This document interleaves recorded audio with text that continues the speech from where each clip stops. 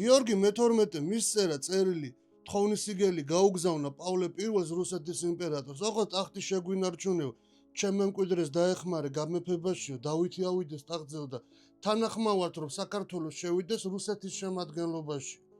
ოღონდ განა მოკავშირე როგორც გეორგიევსკის ტრაქტატში ეწერა, არამედ როგორც ქვეშევრდომი და რუსული კანონები იქნებოდა საქართველოში. აი ამაზე იყო თანახმა. კიდე კარგი, პავლემ ხელი მოაწერა და უკან როდესაც გამოაგზავნეს ვეღარ დასცალდა გიორგი მე-12-ის ხელის მოწერა გარდაიცვალა. თქვენ წარმოგიდგენიათ ამის შემდეგ რა მოხდებოდა?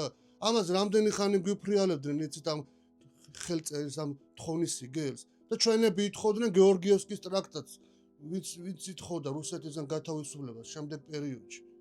და მე იტყვით ისო გიორგი მე-12 თლაც ცუდი მეფე არ იყო.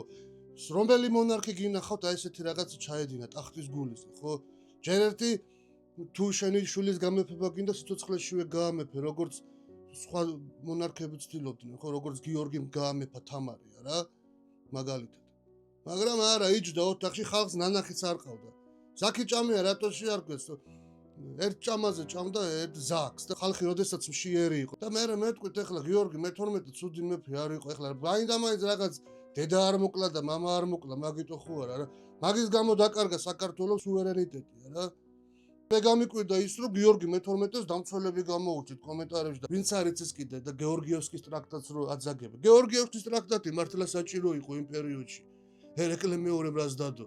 იქ განა ჩვენ ის ვიყავით ქვეშევრდომები და მონები, ასე რომ ვთქვა. ჩვენ ვიყავით მაშინ თანამოკავშირეები და იმად დაჭირდებოდა დავეხმარებოდი, ჩვენ დავჭირდებოდა დაგვეხმარებოდნენ. ეხლა კიდე დავკარგეთ ყველაფერი. მაქსიგელთ, ოღონდ ტახტი შეენარჩუნებინა. მეფობაზე იყო წამსვლელი. ნეტა ალექსანდრე ბატონიშვილი გამეფებულიყო, ხო? არ შეგიძლია, ხო, ცუდად ახლა. გაამეფე სხვა.